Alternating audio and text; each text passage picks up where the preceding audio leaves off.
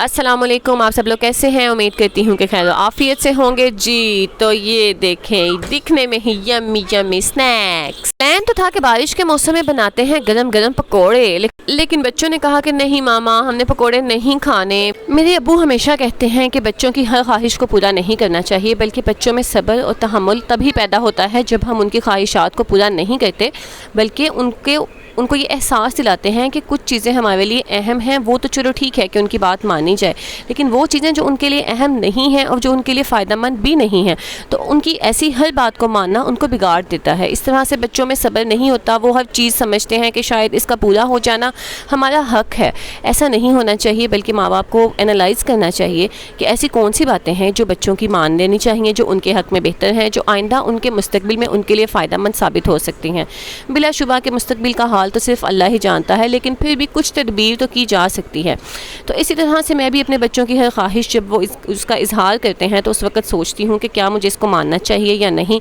और अगर मुझे लगे कि ठीक है, इसमें इनका कोई नुकसान नहीं, या मैंने इनकी पहले कोई एक दो ख्वाहिशात ऐसी थी जिनको मैंने नहीं माना, तो अब ये छोटी सी है, इसको अगर मैं मान लूँगी वो खुश हो जाएंगे, उनको भी अच्छी फीलिंग्स आएंगी। और इस तरह से जो सब्र का और तहम्मुल मैंने उनके अंदर मादा वो पैदा करना था, जो बर्दाश्त मैंने उनके अंदर पैदा करनी थी, वो मैं थोड़े टाइम पहले कर चुकी हूँ। तो इस तरह से कभी कभी उनकी भी छोटी छोटी बातों को मान लेती हूँ।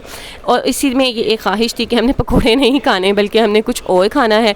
तो फिर मामू जान ने कहा कि हाँ, मेरे पास तो एक बहुत इंटरेस्टिंग चीज़ है। तो मैंने उनको बताया कि मामू जान, आपको याद है ना कि बच्चों को मैं बाहर की कोई चीज़ नहीं देती। उन्होंने कहा जी जी मोहतरमा, मुझे अच्छे से याद है, मैं बिल्कुल आपकी पसंद के मुताबिक ही चीज़ लेकर आऊँगा। और फिर वो गए और जाके ये इतने प्यारे, इतने क्यूट स्नैक्स लेकर आए, और इतने जल्दी बनने वाले कि मैंने इनको जैसे ही गरम गरम ऑयल में डाला तो ये तो फट से रेडी हो गए।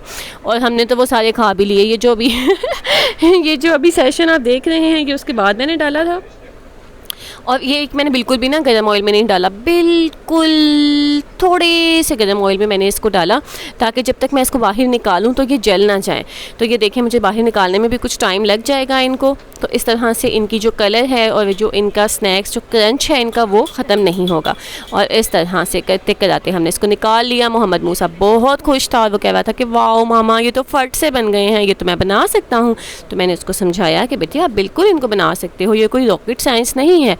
लेकिन अभी चूँकि आप स्टोव का काम नहीं कर सकते, आप बहुत छोटे हो, तो इस वजह से अभी आप इनको नहीं बनाओगे। जब थोड़े से बड़े हो जाओगे तो फिर आप फट से जल्दी जल्दी बना देना। लेकिन वो सारा टाइम मेरे साथ ही खड़ा रहा कि मामा ये मुझे बहुत अच्छे लग रहे हैं, मैं इसको खा लूँ, मैं इसको देख लूँ। तो उसकी एक्साइटमेंट देखने के काबिल थी, लेकिन मैंने उसको खाने नहीं दिए क्योंकि ये बहुत ज़्यादा ही गर्म थे। आपको उम्मीद है कि हमारे स्नैक्स क्यूट लगे होंगे। चैनल को सब्सक्राइब कीजिए, लाइक कीजिए। अल्लाह हाफिज़।